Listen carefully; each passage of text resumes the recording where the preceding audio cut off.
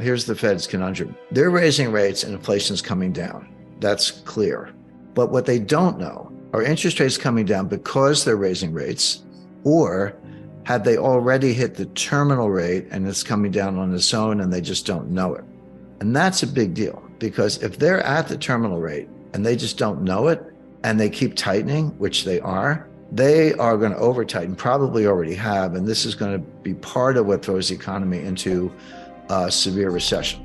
So that's kind of what the Fed's doing and how they think about it. Now, the stock market is saying, yeah, the Fed's raising rates, inflation is coming down, but we think they're already at the terminal rate. But not only that, we think they're going to get the memo that the Fed will figure that out before they get to 5.25%, before they raise rates in May. Maybe they're done. And because of a recession, the Fed will get the wake-up call, pivot, the famous word pivot, meaning cut rates, and that will bring the economy in for a soft landing. So this is the soft landing Goldilocks scenario, where the market's right, the Fed's wrong, but the Fed will realize that the market's actually right and cut rates, and if you're going to cut rates, buy stocks. Wall Street always ends every analysis with buy stocks. The bond market is telling a completely different story, by the way, and this is a little more esoteric, but if you look at yield curves, look at the Treasury yield curve, Euro-dollar futures yield curve,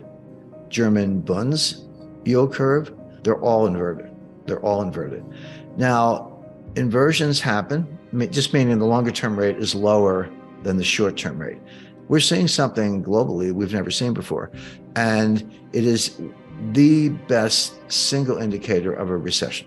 The last time we saw anything like this was in 2007, just ahead of the 2008 financial catastrophe. So the stock market's saying it's all good, Goldilocks, soft landing, Fed's going to get the memo, they're going to cut rates, the pivot, and buy stocks. The bond market is saying, no, this is bad and it's going to get worse, and it's actually too late for the Fed to do anything about it. See, when these inversions start, sometimes they're a year forward, like, hey, look at the Euro-dollar futures yield curve a year from now, man, that thing is inverted. But what happens is, as you get closer to the actual thing you're worried about, the inversion gets nearer and nearer. Now it is literally a month away or less. So that's like a big red siren, flashing light, whatever you want to call it. Okay, whatever your baseline is, probably treasuries, 2-year notes or 5-year notes or whatever, they will come down a lot. Not right away. We may still be a month or two away on this, but they'll come down a lot. And then corporate yields will go up a lot because of the recession, because of deterioration, increased bankruptcies, reduced revenues, et cetera. So those spreads will blow out. And it's important to remember, interest rates are a lagging indicator. Everyone's like, well, how could interest rates be going up if we're in a recession? The answer is, as you get close to recession, who figures it out first? Well, the Fed figures it out last. They're usually the last to know. Wall Street is second last to know. The people who figure it out first are actual business people, entrepreneurs, restaurant owners, dry cleaners, taxi drivers, or even medium-sized businesses. They see it. If you're in the trucking business, it's real time. If inventories are sky high and new orders are being slashed, you're not moving anything by truck. So there are certain businesses that are concurrent. The yield curves I was talking about are very good forward indicators. They tell you what's going to happen next. A lot of business people are living in the real world in real time. They know what's happening now, and the stock market tends to figure it out later. But as far as banking and credit is concerned, what happens is, if you're a business person and you see business heading down, fewer customers, whatever, you go out and borrow all you can. You're like, hey, there's a really bad recession coming. If I got lines of credit, I'm going to use them up now. I don't want my bank changing the terms. Instead, I'm going to borrow everything I can. And that creates a demand for funds, and interest rates go up. And then the recession hits, and the bankers go, what's going on? Credit losses start going up. And then they just turn off the spigots and they raise standards, they stop doing loans. And then interest rates will start to come down. Interest rates peak after the recession has already begun.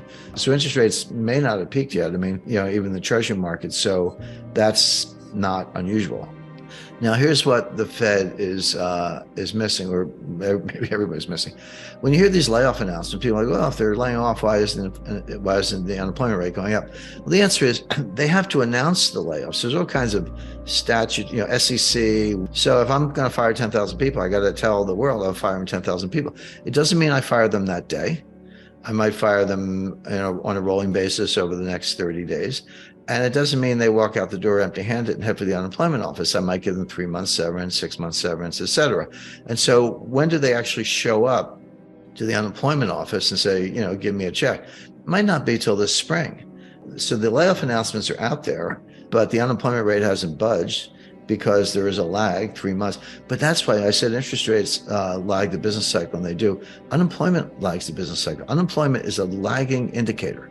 When you're an employer, entrepreneur, and you're in any kind of distress, not as many customers walking in the door, you'll do everything you can to avoid laying people off. You'll, be late on the rent. You'll turn down the lights, find a cheaper laundry, whatever it takes. By the time you get around to firing people, you run out of options. Like, I've done everything I can. Now my business is in jeopardy. I have to fire some people. And then combine that with what I just said about severance and, rolling terminations, et cetera. It's a lagging indicator. But we know enough right now to know that number's going up this spring.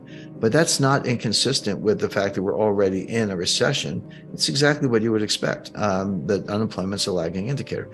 So when the Fed's on a mission, they actually don't care about the stock market. Here's what they do care about. They care about disorderly markets. And that's the key word. It's not, if stocks are going down, but it's, kind of little, 0.5% a day, 1% a day, trending down, lower highs, lower lows, trending down. The Fed doesn't care about that. They're not going to bail out the stock market. They do care if it's disorderly. When was it disorderly? Well, March 2020, at the worst part of the pandemic. It dropped like 30% in like 2 or 3 weeks. The fall of 2008, it was like somebody opened a trap door. The Fed does care about that because that kind of disorderly behavior can feed on itself and end up in a 1929 type scenario. So the Fed will get the memo, as I put it, stop raising rates and begin cuts when the markets are disorderly, but not just because they're going down. So right now they're going down. We had a recent rally, but this is the third one. We had a rally in July and early August. We had another rally in October, but they both corrected. The August rally corrected in September. The October rally corrected in November and December.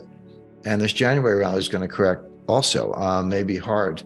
But that's not enough to get the Fed to act, but a so-called disorderly crash will. That may happen. In fact, I expect it will, but we're not there yet. So there may be a pivot, in late August, or July thereabouts, but not because of Goldilocks, but because it's not a soft landing, it's a crash landing. But I think the bottom could be a lot lower than even the people say recession, little correction. I think it's going to be worse. We could be looking from the current levels. Bear in mind, we're down significantly from January 1st, 2022. In the case of the NASDAQ, the turnaround actually started in November 2021. So we're down from those levels, but it could go down 30%. By May or June, I expect everyone will be preparing for what we're talking about now. But my point is that the predictive analytic inputs would lead you to that conclusion today. Actually, would have led you to that conclusion last fall. But absolutely prepare now, because when it hits, it'll be too late.